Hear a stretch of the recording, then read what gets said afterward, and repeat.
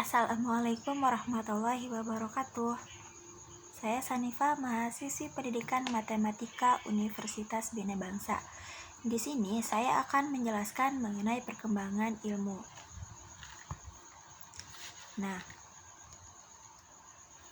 ciri-ciri perkembangan ilmu pada zaman pra-Yunani kuno diantaranya yaitu pengetahuan didasarkan pada pengalaman. Artinya, pada masa ini pengetahuan yang didapat ini berasal dari sebuah pengalaman. Kemudian yang kedua yaitu pengetahuan diperoleh dari sikap menggabungkan hal yang magis. Artinya pengetahuan gitu, sebuah pengetahuan ini mereka dapat dari sesuatu yang bersifat magis, tidak nyata ataupun mitos-mitos. Kemudian yang ketiga yaitu cirinya yaitu kemampuan menemukan sistem bilangan dan abjad mulai mengalami perkembangan. Kemudian yang keempat yaitu ciri-cirinya yaitu meramalkan suatu peristiwa berdasarkan peristiwa sebelumnya. Nah, artinya di sini pada zaman pra-Yunani kuno, masyarakat ketika meramalkan suatu peristiwa itu berdasarkan peristiwa yang pernah terjadi di masa lalu. Kemudian pada zaman Yunani, ciri-cirinya yaitu setiap orang memiliki kebebasan untuk memberikan ide. Jadi ketika di zaman ini, orang yang mempunyai ide, ini mereka bebas mengemukakan idenya. Kemudian masyarakat juga tidak lagi mempercayai mitos. Nah, di zaman pra-Yunani kuno ini kan masyarakat sebelumnya itu mereka percaya terhadap mitos-mitos atau sesuatu yang magis. Sedangkan di zaman Yunani ini masyarakat sudah tidak lagi mempercayai yang namanya mitos. Nah, kemudian masyarakat juga sudah tidak mudah menerima ilmu begitu saja. Artinya ketika mereka mendapat sebuah ilmu, mereka tidak menelan mentah-mentah sebuah ilmu. Mereka menggali terlebih dahulu mengenai kebenaran sebuah ilmu itu. Kemudian setelah digali benar atau tidaknya gitu ilmu tersebut, barulah mereka menerima ilmu tersebut. Nah, di sini ada ilmuwan pada zaman Yunani. Di antaranya yaitu Thales. Thales adalah filsuf pertama sebelum Socrates. Nah, jadi Thales ini benar-benar seorang filsuf atau ilmuwan pertama ya dalam bidang filsafat gitu. Nah, menurut Thales ini gitu, semua zat-zat itu pada dasarnya adalah dari air.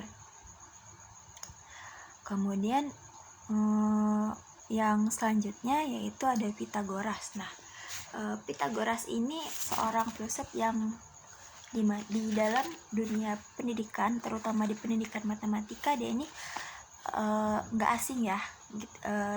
Banyak dari kita yang sudah mengenal dengan Pythagoras dengan teoremanya yang juga bernama Pythagoras. Nah, dalam ilmu ukur aritmatika, ia juga berhasil menyumbangkan teori tentang bilangan, pembentukan benda, dan menemukan hubungan antara nada dengan panjang dawai.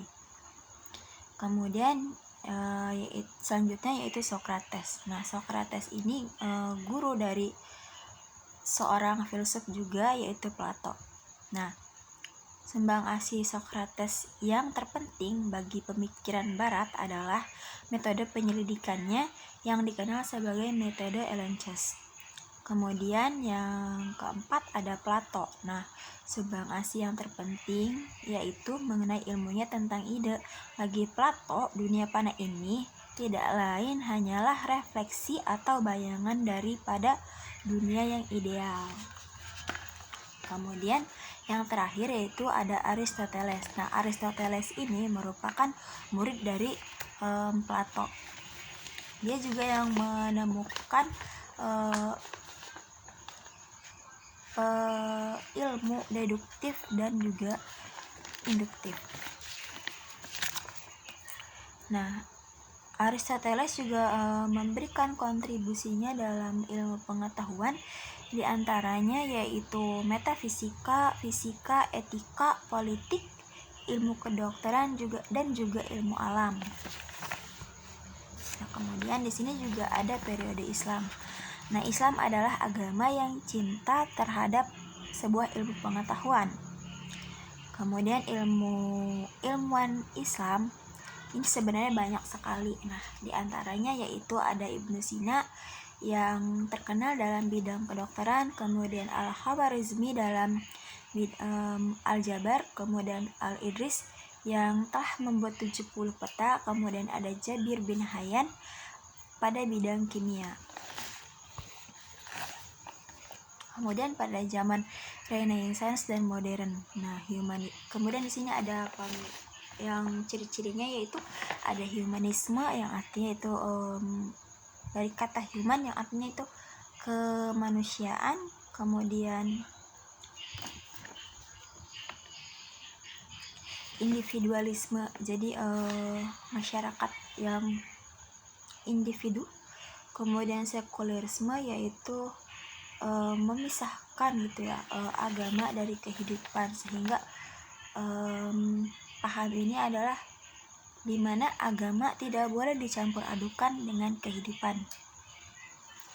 Kemudian ada empirisme yaitu suatu pengetahuan gitu berdasarkan apa yang diindra atau berdasarkan pengalaman yang telah dialaminya. Kemudian yang selanjutnya itu ada rasionalisme, artinya pengetahuan itu diperoleh melalui proses berpikir ataupun penalaran. Yang terakhir yaitu pada periode kontemporer, nah atau pada abad sekarang ya, kontemporer itu. Nah, zaman ini ditandai dengan teknologi yang semakin canggih dan ilmu-ilmu yang semakin tajam dan mendalam. Nah, terasa ya sama kita sekarang pada zaman kontemporer ini, dimana kita pun merasakan gitu bahwa teknologi pada zaman ini itu semakin canggih. Misalnya aja gitu kayak handphone. Nah, handphone itu kan dulu nggak ada ya kayak kameranya gitu. Kalau sekarang kan ada kameranya, terus bisa buat video call juga. Nah, itu salah satu ciri dari perkembangan ilmu pada periode kontemporer. Nah, itu saja penjelasan mengenai perkembangan ilmu dari saya. Semoga bermanfaat. Wassalamualaikum warahmatullahi wabarakatuh.